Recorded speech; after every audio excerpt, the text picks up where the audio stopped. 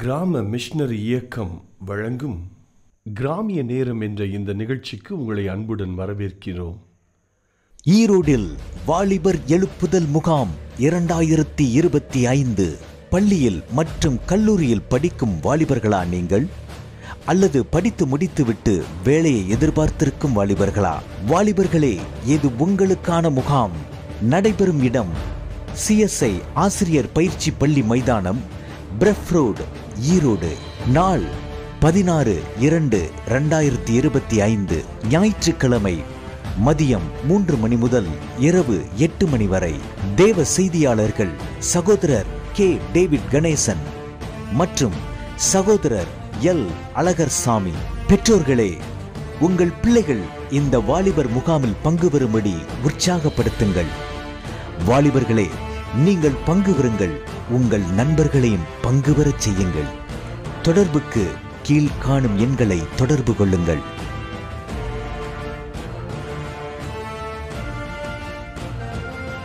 கர்த்தர் உங்களை ஆசீர்வதிப்பாராக. ஆமேன். கிரேஸ் ஃபவுண்டேஷன் ஃபெலோஷிப் நடத்தும் வாலிபர் கூடுகை நடைபெறும் நாள் February 2, 2025. நடைபெறும் நேரம் மாலை 4 மணி. நடைபெறும் இடம் L152 காலி number 5, Pant road, opposite to Baba auto parts, ஷானி பார், சங்கம் விஹார், நியூ டெல்லி 110080. தேவ செய்தி சகோதரர் K. டேவிட் கணேசன் அவர்கள், கிராம மிஷனரி இயக்கம். மேலும் தகவலுக்கு நீங்கள் தொடர்பு கொள்ள வேண்டிய எண் 7378000444 0456224650. வாலிபர்களை பங்கு பெற தவறாதீர்கள். டெல்லி தமிழ் ஃபெலோஷிப் நடத்தும் ஜெபக்கூடுகை நடைபெறும் நாள் February 3, 2025. நடைபெறும் நேரம் மாலை 5 மணி.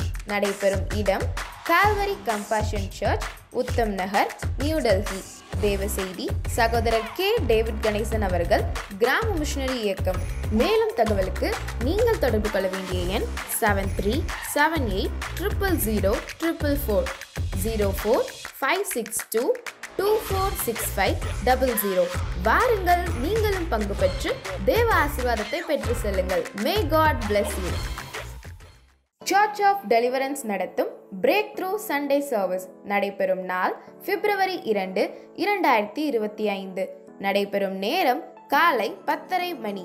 தேவ செய்தி சகோதரர் K. டேவிட் கணேசன் அவர்கள், கிராம மிஷனரி இயக்கம். நடைபெறும் இடம் 1339 B பிளாக், சங்கம் விஹார், நியூ டெல்லி 110080. மேலும் தகவலுக்கு நீங்கள் தொடர்பு கொள்ள வேண்டிய எண் 7378000444 0456224650. May God bless you. இயேசு கிறிஸ்துவின் இனிய நாமத்தினாலே கிராம மிஷனரி இயக்க குடும்பத்தின் சார்பாக உங்கள் ஒவ்வொருவருக்கும் என்னுடைய அன்பின் வாழ்த்துக்கள். நீங்கள் நல்லா இருக்கீங்களா? ஆண்டவர் எனக்கு சொன்ன செய்தியுடைய தலைப்பு என்ன தெரியுமாங்க? Power is available.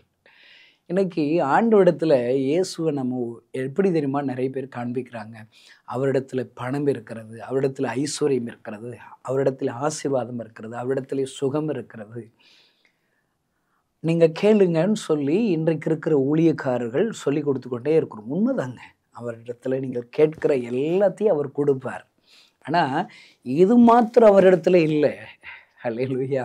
ஒருத்தங்க இயேசுக்குள்ளே வர்றாங்க. இயேசுக்குள்ளே வந்ததுனால ஆண்டவர் என்னை ரட்சித்தார். ஒருவேளை எனக்கு வேலை கொடுத்தார், நல்ல சொந்த வீடு கொடுத்தார், பிள்ளைகளை கொடுத்தார், பிள்ளைகளின் பிள்ளைகளை கொடுத்தார், ஐஸ்வர்யத்தை கொடுத்தார், கார் கொடுத்தார், 2 வீலர் கொடுத்தார். ஹல்லேலூயா. கர்த்தருக்கு ஸ்தோத்திரம் என்று சொல்வார்களானால் நீங்கள் சரியாக இயேசுவை புரிஞ்சு கொள்ளலைன்னு அர்த்தம். ஹல்லேலூயா. எப்பொழுதுமே நீங்கள் ஆசீர்வதிக்கப்படுவது எதற்காக தெரியுமா? உங்களை ஆண்டவர் ஆசீர்வதிப்பது எதற்காக தெரியுமா? மற்றவர்களுக்கு ஆசீர்வாதமாக இருப்பதற்காக. ஹல்லேலூயா. அவரிடத்துல இந்த உலக பிரகாரமான ஆசீர்வாதங்கள் மட்டும் கேட்கக்கூடாது. இன்னும் பாருங்க, ஆவிக்குரிய ஆசீர்வாதங்கள் இருக்குது. வல்லமை அவரிடத்துல அவைலபிளாக இருக்குதுங்க. ஹல்லேலூயா. எதற்காக வல்லமை? நீங்கள் அவரை கொண்டு பெரிய ஒரு பலத்த காரியங்களை நடப்பிப்பதற்காக, உங்கள் மூலியமாக பிசாசின் பிடியில் உள்ள ஜனங்கள் விடுதலையாக்கப்படுவதற்காக, வியாதிஸ்தர்களுக்காக நீங்கள் ஜெபிக்கும் போது அவர்கள் சுகம் பெறுவதற்காக, நீங்கள் பேதுருவை போல எழும்பி நின்று பிரசங்கிக்கும் போது ஏறக்குறைய 3000 பேர்கள் ரட்சிக்கப்பட்டார்களே, அப்படிப்பட்ட ரட்சிப்பை உங்கள் பிரசங்கத்தின் மூலியமாக ஆண்டவர் தெரிந்து கொள்வதற்காக, இதற்காகத்தான் வல்லமை வேண்டும். 3 வருஷம் 12 சீசர்களை ஆண்டவர் சூஸ் பண்ணுகிறார். எப்பொழுதுமே ஊழியம் என்றால் இயேசுவின் மாதிரியை பின்பற்ற வேண்டும். அல்லேலூயா. நீங்கள் பார்க்குற எல்லா உங்களை சுற்றி உள்ள ஊழியர்கள் எப்படி இருக்கணும்னு சொல்லி நீங்கள் விரும்பணும்னு சொன்னால் அவங்க ஒரு டீம் ஒர்க்காக இருக்கணும். இயேசு கிறிஸ்து ஊழியத்தை தானாக ஆரம்பிக்கல. இன்னைக்கு பாருங்கள், நிறைய பேர் தனித்து ஊழியம் செய்வதற்கு மாத்திரமே விரும்புகிறார்கள். அது விருப்பத்திற்கு ஒரு காரணம். அவங்களெல்லாம் நான் தவறே சொல்ல மாட்டேன். அவங்களுக்கு உண்மையாகவே யார் கூடயே சேர்ந்து செய்யணும்னு ஆசை. ஆனால் யார் கூட சேருதுன்னே தெரிலங்க. நல்ல ஒரு இயேசுவை போல ஊழியக்காரர்களை இன்றைக்கு பார்ப்பது அரிதாக இருக்கிறது. அதனால் அப்படி போகிற ஊழியக்காரர்களை இவர்கள் அடிமையாக வைத்திருப்பார்கள். பேக் தூக்குவதற்காக, பாத்ரூம் கழுவதற்காக. அது தூக்குறது, பாத்ரூம் கழுவு தப்பு கிடையாது. ஆனால் அவர்களும் இவர்களை போன்று ஊழியக்காரர்களை மாற வேண்டும் என்று ஆசை உள்ள தலைவர்கள் தேவை. அல்லேலூயா. இன்றைக்கு அப்படிப்பட்ட இயேசு போல ஊழியர்கள் இல்லாத இருக்கிறதுனால இண்டிபெண்டண்டாக ஊழியம் செய்கிற அநேக ஊழியர்கள் பெருகிவிட்டார்கள். அல்லேலூயா. ஒருவேளை இன்றைக்கு நீங்கள் ஜெபிக்கும் போது இயேசுவை போல நல்ல ஊழியக்காரர்கள் தலைவர்கள் எழும்பும்படி ஜெபிக்கணும். அப்படி தலைவர்கள் எழும்பிவிட்டால் எழுந்து கட்டுவாருங்கள் என்று சொல்லி நெகேமியாவோடு கூட இணைந்து நாங்கள் ஊழியம் செய்கிறோம். அந்த விழுந்த எருசலேம் அலங்கத்தை திரும்ப கட்டுவதற்கு நாங்களும் வருகிறோம் என்று சொல்லி எல்லோரும் வந்தார்களே. அப்படிப்பட்ட அநேகர் எழும்ப வேண்டும் என்று ஜெபிக்க வேண்டும். இயேசு கிறிஸ்துவ வல்லம் இருக்குது, வரங்கள் இருக்குது, அபிஷேகம் இருக்குது. அவர் போனுகிற இடம்லாம் அற்புத அடையாளம் நடக்குது. ஆனால் ஏன் அவர் தனி ஊழியம் செய்யலை? அல்லேலூயா. இல்லைங்க, ஆண்டவர் என்ன செய்கிறார்? எப்பொழுதுமே நல்லா கவனிக்கணும். நான் ஜெபிக்கணும், மற்றவங்களை ஜெபிக்க வைக்கணும். அதுதான் ஊழியம். நான் ஆண்டவரை ஆராதிக்கணும், மற்றவங்களை ஆராதிக்க வைக்கணும். அல்லேலூயா. நான் கிராம ஊழியங்களை செய்யணும், மற்றவங்களை கிராம ஊழியம் செய்ய வைக்கணும். இதுதான் ஊழியம். இயேசு கிறிஸ்து தொடங்குகிற நாளிலே, ஊழியத்தை தொடங்கும் போதே அவர் என்ன செய்கிறார்? என் பெண்ணை வாருங்கள், நான் உங்களை மனிதர்களை பிடிக்கிறவளை ஆக்குவேன் என்று சொல்லி ஒரு குழுவை நியமிக்கிறார். அல்லேலூயா. பாருங்க, 12 சீசர்களை முன்குறிக்கிறார், அழைக்கிறார். அவங்களிடத்துல பொறுப்புகளை பிரித்து கொடுத்திருப்பார். ஒருவேளை பணப்பையை யூதாஸ் காரியத்தில் கொடுக்குகிறார். அல்லேலூயா. என்ன பாருங்க, இந்த மாதிரியே நாம் பின்பற்ற வேண்டும். இதுதாங்க ஊழியம். அல்லேலூயா. இப்போ நான் இருக்கிறேன், எனக்கு மாதந்தோறும் 1 கோடி ரூபாய்க்கு மேலே தேவை இருக்குது. வருகிற காணிக்கைகள் எல்லாம் நானே நிர்வகிக்க முடியுமா? இல்லவே இல்லை. அதற்கென்று என்னோடு கூட சேர்ந்து ரட்சிக்கப்பட்ட என் கிராமத்தில், என் பேர் கணேசன், பாலமுருகன் என்ற ஒரு சகோதரன் இருக்கிறார். என்னுடைய நண்பன், கோ-ஃபவுண்டர். நானும் அவனும் சேர்ந்து தான் என் கிராமத்தில் ரட்சிக்கப்பட்டோம். ஆமென். அல்லேலூயா. நாங்கள் ரட்சிக்கப்பட்டு தான் இந்த ஊழியத்தை தொடங்கணும். அவங்க தான் அந்த ட்ரெஸ்ஸரர் பொறுப்பை நிர்வகிக்கிறார்கள். அவர்கள் மாத்திரமல்ல, அவங்களோடு கூட சின்ன ஒரு டீம் இருக்கிறார்கள். அல்லேலூயா. அவங்களுக்கு ஆலோசனை சொல்லுகிற லீடர்ஸ் இருக்கிறார்கள். பார்த்தீங்களா? இயேசுவின் மாதிரியை பின்பற்றுவதற்கு நாங்கள் முயற்சி பண்ணுகிறோம். அல்லேலூயா. இயேசு கிறிஸ்து 12 சீசர்களை ஆண்டவர் தம்மோடு கூட ஊழியம் செய்யும்படி அழைக்கிறார். 12 பேரோட நின்றல, திருப்தியாயிரல, வேறே 70 பேர்களை ஆண்டவர் தெரிந்து கொள்ளுகிறார். இன்னைக்கு இருக்கிற ஊழிய தலைவர்கள் மிஸ்டரிகளை, அடுத்த உடன் ஊழியர்களை எடுக்கிறதுக்கு பயப்படுவாங்க. ஏன்னா வருமானம் சதறிடும். என்னங்க, இல்லவே இல்லை. இப்போ நான் அடிக்கடி சொல்கிற வார்த்தைகள், 29 வருஷம் ஆச்சுங்க நான் ரட்சிக்கப்பட்டு. இந்த இயேசுவை நான் பின்பற்றுகிறேன்.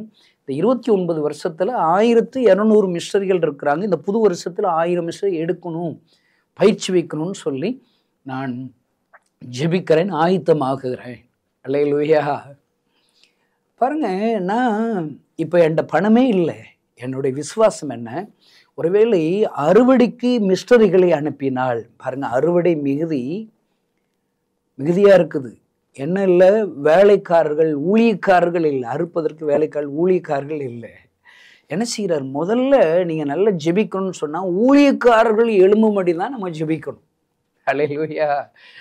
நீங்கள் வேணும்னா பாருங்கள், இப்போ இருக்கிற ஹோட்டல், பெரிய பெரிய ஜவுளி கடைகள், பெரிய ஹார்ட் ஒர்க் பண்ணுற இடங்கள் எல்லாம் வடமாநில நண்பர்கள் மட்டும்தான் வேலை செய்கிறாங்க. கடினமான வேலை பார்ப்பதற்கு நம்முடைய தமிழ்நாட்டில் இருக்கிற நிறைய பேருக்கு அந்த ஆசை இல்லை. இங்கே வேகன் இருக்குது, வேலைக்கு வேகன் இருக்குது. இதே நிலைமை நடிச்சிச்சுன்னா கிராமங்களில் போய் ஊழியம் செய்கிறதுக்கே நம்முடைய தமிழ்நாட்டு வாலிபர்கள் நண்பர்கள் முன் வர மாட்டாங்க. தமிழ்நாடு ஊழியக்காரர்கள்லாம் பெரிய ஒரு பிஷப்போல் ஆயிடுவாங்க. இங்கே ஊழியம் பார்க்குறதுக்கு சும்மா அந்த கிராம ஊழியம் தானே, அவங்களை கூப்பிடுப்பா. அங்கடி யாராவது ஒரிசா, குஜராத், அங்கே இருக்கிற ஜார்க்கண்டில் உள்ள வாலிபர்கள்லாம் கூப்பிட்டு அவங்கள போய் கிராமத்தில் போய் ட்ராக்ஸ் கொடு. இந்த மாதிரி நிலைமை வந்துடும்.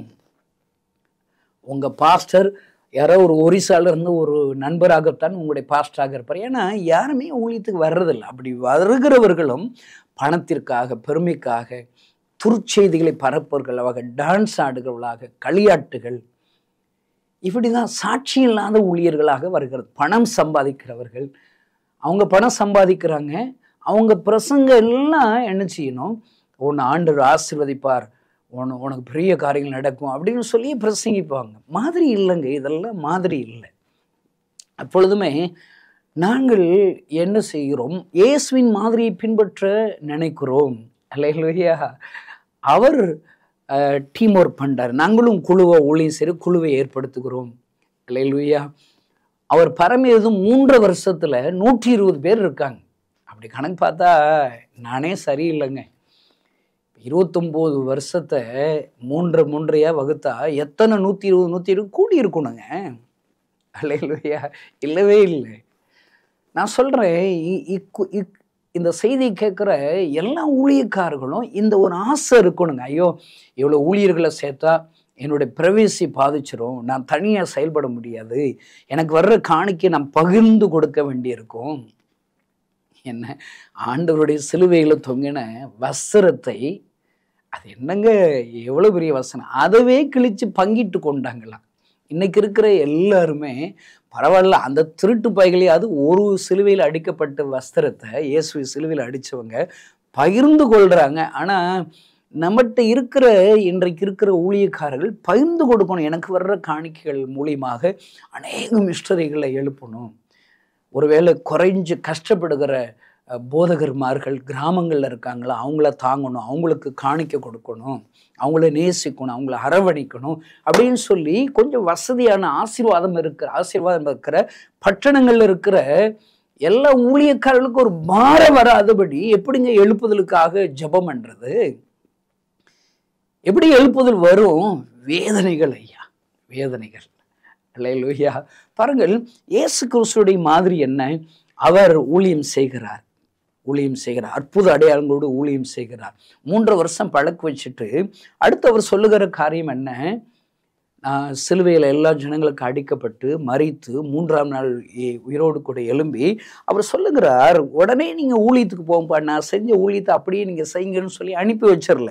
அவர் சொல்றாரு, அப்போஸ்தலர் நடபடிகள் 1ஆம் அதிகாரம் 5வது வசனம், ஆகையால் நீங்கள் எருசலேமை விட்டு போகாமல் என்னிடத்தில் கேள்விப்பட்ட பிதாவின் வாக்குத்தத்தம் நிறைவேற காத்திருங்கள் என்று கட்டளையிட்டார். என் மூலியமா நீ கேள்விப்பட்டீங்களே, குருடர்கள் பார்வையிடுறது, செவிடர்கள் கேட்டது, முடவர்கள் எழுந்து நடந்தது, மரித்தோர்களை நான் உயிரோடு கூட எழுப்பினேன், அற்புதங்களை கேள்விப்பட்டீங்களே, பார்த்தீங்களே, அந்த பிதாவின் வாக்குத்தத்தம் உங்கள் வாழ்க்கையில நிறைவேறுவதற்காக எருசலேமிலே காத்திருங்கள் என்று சொல்லுகிறார். இதற்காக இந்த வல்லமையை பெற்றுக்கொள்வதற்காக, பரிசுத்த ஆவியினுடைய வரங்களை பெற்றுக்கொள்வதற்காக காத்திருக்க சொல்லுகிறார். அன்பு சகோதரன், இந்த செய்தி கேட்கிற நீங்க யாரா இருந்தாலும் சரி, உங்களுக்கு வல்லமை காத்திருக்குதுங்க. பிதாவின் வாக்குத்தத்தம் பண்ணின வல்லமை உங்களுக்கு கொடுப்பதற்காகவே அவர் வல்லமைகளை, பரிசுத்த ஆவியானவரை வைத்திருக்கிறார். அல்லேலூயா. ஆண்டவர் அப்போஸ்தலர் 1:8 வசனத்துல சொல்லியிருக்கிறார், அப்படி பரிசுத்த ஆவியினுக்கு நீங்கள் எருசலேமில் காத்திருக்கும் போது என்ன நடக்கும்? பரிசுத்த ஆவி உங்களிடத்தில் வரும்போது, நீங்கள் காத்திருந்து அதை கேட்டு நீங்கள் பெற்றுக்கொள்ளும் போது என்ன நடக்கும்? நீங்கள் பலனடைவீர்கள். பலன்னா ஆவிக்குரிய பலன், சரீர பிரகாரமான பலன். நான் சொல்றேன், பலகீனம் இருக்குதா, அபிஷேகத்தினாலே நுகம் முறிந்து போகுமாக. அல்லேலூயா. கேன்சர் நுகம் முறிந்து போகும். அல்லேலூயா. எல்லா நுகங்கள், பலவீனங்கள், எல்லா வியாதி இருந்தாங்க, பரிசுத்த ஆவி வந்தாலே நீங்கள் பலன் அடைவீர்கள். ஆவிக்குரிய பலன், பூமிக்குரிய பலன் அடைவீர்கள். அதோடு கூட மாத்திரமல்ல, அவர் சொல்லுகிற அந்த ஆசீர்வாதம், அந்த பரிசுத்த ஆவியுடைய வல்லமினால், வரங்களினால், பவரினால் இன்னும் நீண்டு கொண்டே போகுது. அடுத்து என்ன செய்வீங்க? எருசலேமிலும். இப்போ என்ன செய்கிறாங்க? எருசலேம் சொந்த ஊரில் இப்போ இருக்கிறாங்க. இந்த எருசலேம்னே நீங்கள் சாட்சியாக இருப்பீங்க. அடுத்து யூதயா முழுவதிலும், அடுத்து கொஞ்சம் தள்ளி யூதயா முழுவதிலும், அடுத்து சமாரியாவிலும், அடுத்து பூமியின் கடைசி பரியந்தமும் எனக்கு சாட்சிகளாயிருப்பீர்கள். நல்லா ஞாபகம் வச்சுக்கோங்க. நீங்கள் ஆண்டவரிடத்துல காத்திருந்து இந்த வல்லமையை அவைலபிளாக உங்களுக்காகவே வச்சிருக்க. இது வாக்குத்தத்தம் பண்ணப்பட்டது, உங்களுக்காக பத்திரம் போட்டு ரெடியாக இருக்குது. அல்லேலூயா. உங்கள் அப்பா சம்பாதிச்சு சில நிலபுடங்களை, சொத்துக்களை வாங்கி வச்சிருக்கிறாரு. உங்கள் அப்பா ஒரு வேளை பரத்திற்கு போய்விட்டார், ஆண்டவரோடு பரலோக ராஜ்யத்தில் பிரவேசித்து விட்டார். அந்த சொத்துக்கள் எல்லாம் என்னது? உங்களுக்கு வாக்குத்தத்தம் பண்ணப்பட்டது, உங்களுக்கு உரிமைக்குரியது. அன்பு தேவனுடைய பிள்ளைகளே, இந்த உலகத்துல நமக்கு பூமிக்குரிய ஆசீர்வாதங்கள் மாத்திரமே ஆண்டவர் தரும்படி இயேசு வரவில்லை. ஆவிக்குரிய ஆசீர்வாதங்கள் பரிசுத்த ஆவியானவர் உங்களுக்காக வச்சிருக்கிறார். இந்த பரிசுத்த ஆவியானவரை நீங்க கேட்டு பெற்றுக்கொள்ளணும், காத்திருந்து பெற்றுக்கொள்ளும். பலனடைவீர்கள், பூமி எங்கிலும் சாட்சியாக இருப்பீர்கள். அல்லேலூயா. என்ன அன்புள்ள ஆண்டவர் ஐயா. அன்பு சகோதரனே, உனக்காக வல்லமை காத்திருக்கிறது, உனக்காக பரிசுத்த ஆவியானுடைய வரங்கள் காத்திருக்கிறது. உங்களுக்கு இதெல்லாம் தெரியுமா தெரியாதாங்க? நான் சொல்றேங்க, இந்த பரிசுத்த ஆவியான உங்களிடத்திலே வந்துச்சுன்னா என்ன நடக்கும் பாருங்க. அதே போல காத்திருக்கிறார்கள். 120 பேர்கள் மேல தேவனுடைய வல்லமை இறங்குறது. அவர்கள் அந்நிய பாஷையினாலே பேசி துதிக்கிறார்கள். எல்லா ஜனங்களும் ஆச்சரியப்படுகிறார்கள். பரிசுத்த ஆவியான பெற்ற உடனே எழும்பி நின்று பேதுரு பிரசங்கிக்கிறார். 3000 பேர்கள் ரட்சிக்கப்படுகிறார்கள். பரிசுத்த ஆவியினாலே பெற்றுக்கொண்ட பேதுரு யோவானோடு கூட ஒரு மனதாடு ஆலயத்துக்கு செல்லும்போது அங்க சப்பானி அங்க பிச்சை கேட்கிறான். அவங்க சொல்லுகிறான், உன்னிடத்தில் கொடுப்பதற்கு இடத்தில் வெள்ளி இல்லை, பொண்ணு இல்லை, என்னிடத்தில் இருக்கிறதை நான் தருகிறேன் என்று சொல்லி, நான் சொன்ன இயேசு கிறிஸ்துவின் நாமத்தில் எழுந்து நட என்று சொன்னவுடன் அவன் எழுந்து நடக்கிறான். அல்லேலூயா. ஒருவேளை மரித்த ஒரு ஸ்திரீ உயிரோடு கூட எழுப்புகிறார் பேதுரு. அல்லேலூயா. எத்தனை ஆச்சரியம் ஐயா, எத்தனை ஆச்சரியம். அதே அற்புதம் நடக்கிறது பாருங்க. இந்த பரிசுத்த ஆவியானவரை கிறிஸ்துவளாகி நீங்களும் நானும் பெற்றுக்கொள்ளாட்டா கிறிஸ்துவ வாழ்க்கையை போர் அடிச்சிரும். இன்னைக்கு பாருங்களேன், வாலிபர்கள் சர்ச்சில் இருக்கிறாங்களா? அவங்க எல்லாம் சர்ச்சுக்கு வந்தாலும் செல்போனை பார்த்துக்கிட்டு தான் இருக்கிறாங்க. சர்ச்சுக்கு வந்தாலும் சர்ச்சுக்கு வெளியே தான் இருக்கிறேன். எல்லாம் பரிதாபம் என்று பாருங்க. ஏன்னா அவங்க சர்ச்சு ஆராதனை போர் அடிச்சிருச்சுங்க. நம்ம அவங்க போர் அடிக்கிற அவங்கள உற்சாகப்படுத்தணுங்கிறதுக்காகவே நல்ல டான்ஸ் ஆடுறோம். நான் சொல்றேன், டான்ஸ் பழகி கொடுக்காதீங்க. அவங்களுக்கு பரிசுத்த ஆவியுடைய வல்லமை பெறுவதற்கு வாஞ்சியை கேளுங்க. நீங்க கேளுப்பா வாலிபனே, இந்த பரிசுத்த ஆவியானவர் உனக்காகவே பிதா வாக்குத்தத்தம் பண்ணின பரிசுத்த ஆவியான் அவைலபிளா இருக்குது இயேசுவிடத்துல. நீ கேட்டா தருவாரு. நீங்க பாருங்களேன், மத்தேயு 7:7 முதல் 11 கேளுங்க. என்ன அருமையான வார்த்தை பாருங்க. அல்லேலூயா. நீங்க கேளுன்னு சொன்ன உடனே எனக்கு சொத்துக்கள் வேணும், ஐஸ்வர்யம் வேணும், இதை மட்டும்தான் கேட்க சொல்லுகிற ஊழியக்காரர்கள் இருப்பாங்க. அதுவும் கேளுங்க. ஆனா அது மாத்திரம் இல்லை, என்னை பொறுத்தளவுக்கு முதல்ல ஆவிக்குரிய ஆசீர்வாதத்தை தான் கேட்கணும். பைபிள் என்ன தெரியுமா சொல்லும்? முதலாவது தேவனுடைய ராஜ்யத்தையும் அதனுடைய நீதியும் தேடுங்கள், அப்பொழுது இவைகளெல்லாம் கூட கொடுக்கப்படும். நல்ல ஞானம் உள்ள அறிவான ஜெபம் என்ன தெரியுமாங்க? ஆவிக்குரிய ஆசீர்வாதங்கள், ஆண்டோடைய ராஜ்யத்திற்குரியவர்களை நீங்க கேட்கணும். அப்ப இவைகள் எல்லாம், அந்த உலகத்துக்குரியவர்கள் எல்லாம் கூட கொடுக்கப்படும். பாருங்க, நான் ஊழியத்துக்கு வந்த போதுங்க ஒரு பேண்ட்டு 2 சட்டை தான் இருந்துச்சு. என்றைக்குமே ஆண்டவரே எனக்கு பேண்ட் ஷர்ட் தாங்க, எனக்கு ட்ரெஸ்ஸு தாங்க, எனக்கு சாப்பாடு தாங்க, இப்படியெல்லாம் கேட்டதில்லை. என்னுடைய வாஞ்சியெல்லாம் இயேசுடைய அன்பை மற்றோடு சொல்ல வேண்டிய. ஏன்? இயேசு சாக கடந்து எனக்கு உயிர் கொடுத்தாருங்க. எனக்கு உயிர் கொடுத்த ஆண்டவர் எனக்கு முன்பாக தரிசனமானார். எப்படி தெரியுமா? அழுது கொண்டே இருந்தார். அவரை அறியாத ஒவ்வொரு ஜனங்களுக்காக அழுது கொண்டே இருக்கிறார். நானே தேவன், என்னை தவிர வேற தேவர்கள் இல்லை, நான் இந்த ஜனங்களுக்காக பரிதபிக்கிறேன். என்னால் படிக்கப்பட்ட என் ஜனங்கள் இவர்களை ஆசீர்வதிக்க விரும்புகிறேன், சந்தோஷம் தர விரும்புகிறேன், சமாதானம் தர விரும்புகிறேன், வியாதிகளை சுகமாக்கும்படி விரும்புகிறேன். ஆனால் யாருமே என்கிட்ட வரமாட்டார்களே, அழுது கொண்டே இருக்கிறார். என் கண்ணீரை துடைத்த ஆண்டவர் கண்ணீரோடு அழுது கொண்டே இருக்கிறாரு என்று சொல்லி என் ஆண்டவருடைய கண்ணீரை துடைக்கும்படி நான் ஊழியத்திற்கென்று புறப்பட்டு போக ஆரம்பித்தேன். 29 வருஷமாக என் ஆண்டவருடைய கண்ணீரை துடைக்கும்படி ஊழியம் செய்கிறேன் ஐயா.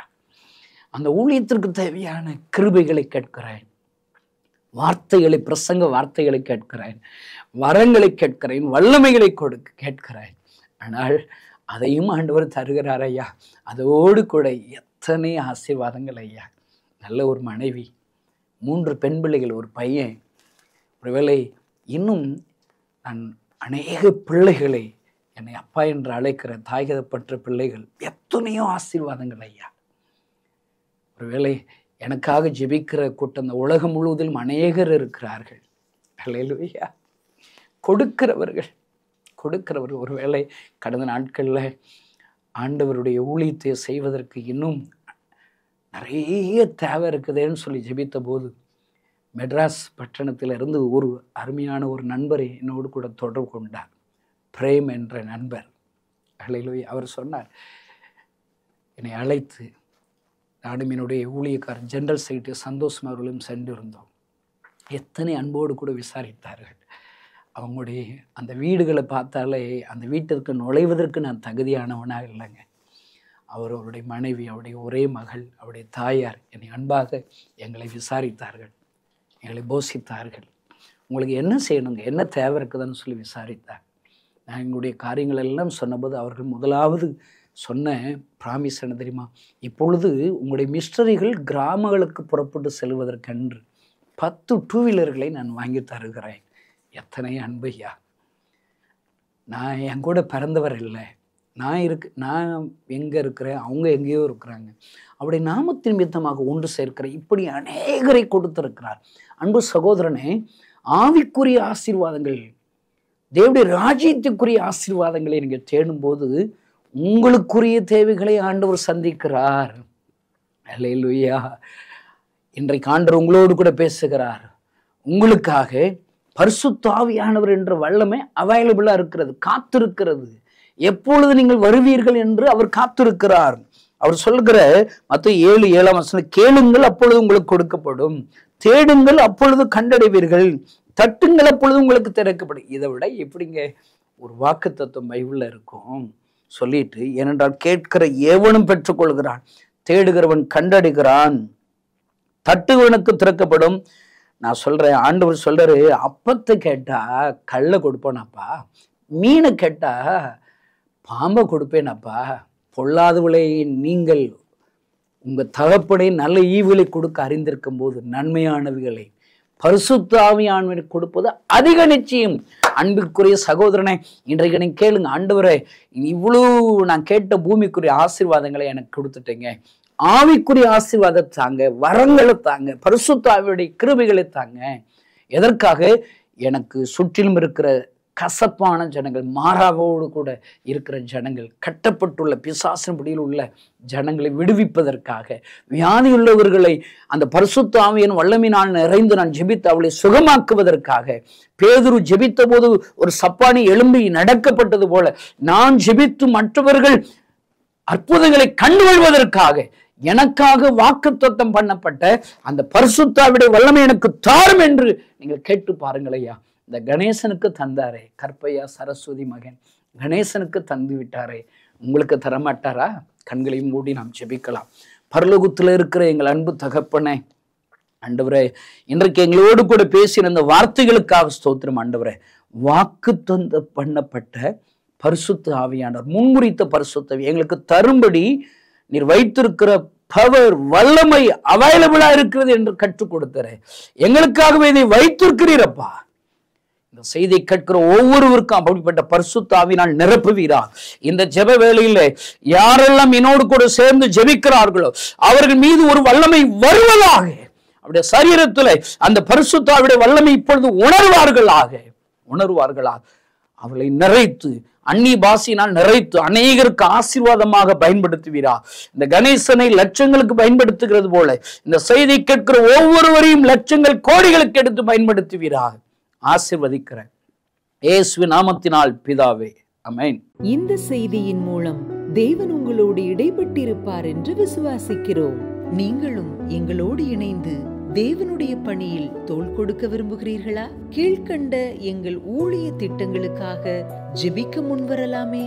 தமிழ்நாடு மற்றும் பிற மாநிலங்களிலும் ஆலயம் கட்ட தேவையாயுள்ள 1000 கிராமங்களில் இடம் வாங்கி ஆலயம் கட்டப்பட ரூபாய் 5 லட்சமோ அல்லது அதில் ஒரு பகுதியையோ கொடுத்து ஆலயம் கட்டி கொடுப்போர் எழும்ப ஜெபியுங்கள்.